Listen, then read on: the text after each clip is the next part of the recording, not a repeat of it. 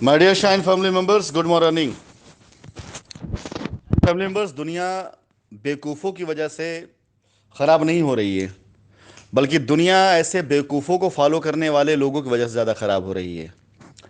एक बेवकूफ़ की जो फितरत होती है वो बेवकूफ़ी दिखाना ही रहेगी, लेकिन गलत बात तब हो जाती है जब उस किसी बेवकूफ़ को कुछ समझदार लोग फॉलो करने लग जाएं। ये इन जैसे दो कौड़ी के उठाए गिरे वकील, जिनकी अपनी खुद की कोई हैसियत, कोई औकात नहीं।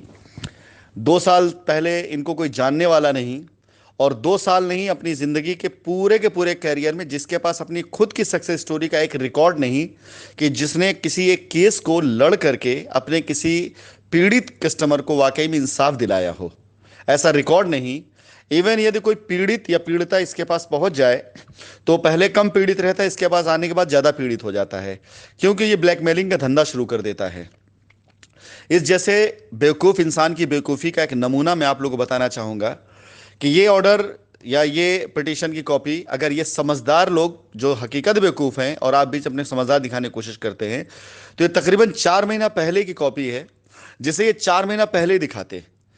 इन भाई साहब, इन महाशय की आप अक्लमंदी, समझदारी और बाकी चीज़ों में आप यही देख लीजिए कि अगर ये उसी दिन, जिस दिन ये ऑर्डर दिखाया गया था, लिखाया गया था, कोर्ट के पैनल पर आया, तभी आपको दिखा देते, तो समझ सकते थे आप कि ये लोग कितने अवेयर हैं इस केस के बारे में। एक्चुअली इस केस के बारे में मैंने ही जिक्र किया अपने कुछ ऐसे विश्वास पात्र लोगों से, जिनके बारे में मुझे यकीन था कि हाँ, इस विश्वास पात्र लोगों से बात करने में रास्ता मिलेगा लोगों को। लेकिन उनमें से कुछ ऐसे लोग भी निकले जिनको वाहवाही, शाबाशी और वाहवाही का ज़्यादा शौक रहता है। उन लोगों ने इस केस के जितनी भी डिटेल थी या जितनी भी चीज़ें थी, बाकी लोगों को शेयर करना शुरू किया, ये दिखाने के लिए कि देखिए मैं कितना समझदार या कितना जो है मेरे पास बुद्धिमानी है। ये करते करते ये केस चर्चा का विषय बना, और आज की तारीख में सब कुछ वैसे ही हो रहा है या होता जा रहा है जैसा मैंने पहले सोचा था, या जिसकी मैंने उसी दिन भविष्यवाणी कर रखी थी उन समझदार लोगों से, जो मैंने बता रखा था कि हाँ, इसके अंदर आगे क्या क्या होने वाला है। वही सब कुछ वैसे होता जा रहा है।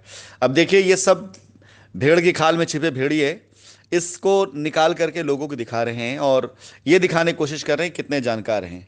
सबसे पहले तो मैं आप सभी लोगों को बता दूं कि राशिद नसीम जहां रहते हैं, उसका पता दुनिया में उन सब लोगों को पता रहता है जो राशिद नसीम से कांटेक्ट में रहते हैं। पहले तो मैं ये बता दूं कि मुझे कहीं छिप कर, कहीं दब कर, कहीं डर कर रहने की आवश्यकता नहीं है। मैं लगातार मीटिंग करता हूं, लगातार लोगों से बात करता हूं, मुझे जिनसे कनेक्शन बनाना है मैं उनसे कनेक्ट रहता भी हूं, ऐसा नहीं है। इस दो कौड़ी के आदमी से मैं बहुत कनेक्टेड रहा हूं, ऐसा नहीं है। इसको भी अच्छे से पता है कि मैं कहाँ रहता हूं, किस पे रहता हूं। अब ये अपना ज्ञान जो दिखा रहा है, इस ज्ञानी महापुरुष की सच्चाई को जानने के लिए सबसे आसान सा तरीका, आप में से जितने लोगों के जानने वाले अगर इस एड्रेस से रहते हैं वहां भेजिए आप, और भेजने के बाद आपको पता चल जाएगा कि मैं वहां पर कभी था या नहीं था। यदि कभी भी मैं एक सेकंड के लिए भी वहां पर मिला हूं या दिखा हूं या कभी गया हूं, मेरी उपस्थिति वहां पर रही हो, तो यकीन आप इसको महात्मा समझिएगा, ज्ञानी समझिएगा, ढोंगी मत समझिएगा। लेकिन यदि ये गलत निकल जाए तो आप समझ सकते हैं कि ये भेड़ की खाल में छिपा भेड़िया क्यों ऐसे प्रचार प्रसार करता है, ताकि आप लोगों का ध्यान केंद्रित हो ऐसे आदमियों की तरफ, ऐसे लोगों की तरफ जिनके बैंक अकाउंट में पैसे तब दिखने शुरू हुए जब आप जैसे लोगों को बेवकूफ बनाना शुरू किया इन जैसे लोगों ने। अन्यथा 10-10 हज़ार रुपए के मोहताज थे ये लोग। 10 हज़ार रुपए की मोहताजगी मैंने इन लोगों की देखी है। इन्होंने गिड़गिड़ा गिड़गिड़ा के मांगा है सपोर्ट और मदद तौर पर। ये लोग लखपति बने सिर्फ और सिर्फ आप लोगों की वजह से। इसके बाद अगर मैं बात करूं कि जिसने ये ऑर्डर को भेजा है दिखा करके, कि जिस वजह से मैंने एड्रेस छोड़ दिया, तो मैं बता दूं, एलसी, जिसे लुकआउट कॉर्नर बोलते हैं, ये कभी भी किसी भी केस में पुलिस के पास राइट होता है करवाने के लिए, ताकि कोई भी व्यक्ति देश छोड़कर बाहर ना जाने पाए। पासपोर्ट का नंबर दे दिया जाता है, एलसी उसकी इशू कर दी जाती, खोल दी जाती है। किसी भी एयरपोर्ट पर आप जाएंगे अपनी कंट्री के अंदर, इन कंट्री अगर किसी भी उस पर एयरपोर्ट से आप अपना पासपोर्ट इस्तेमाल बाहर निकलते हैं, तो इमीडिएट खबर आ जाती है कि हाँ, इस पासपोर्ट के ऊपर एलसी लगी हुई है, और वहीं के वहीं एयरपोर्ट पुलिस आपको बैठा लेती है और संबंधित थाने को सूचना देती है। ये एलसी होता है जिसको लुकआउट कॉर्नर बोलते हैं। और ये जो ऑर्डर आया है, इस ऑर्डर के अंदर बाकायदा लिखा गया है, पुलिस की तरफ से दिया गया वर्जन था कि इतने लोग अरेस्ट हुए हैं और इतने लोग की एलसी हुई, जिसे आज ये बेवकूफ गधा आदमी उन लोगों को भेज करके या अपनी फेसबुक वाल पे लगा करके बेवकूफ बनाने की कोशिश कर रहा है, जो इस गधे को बहुत ज्ञानी समझते हैं।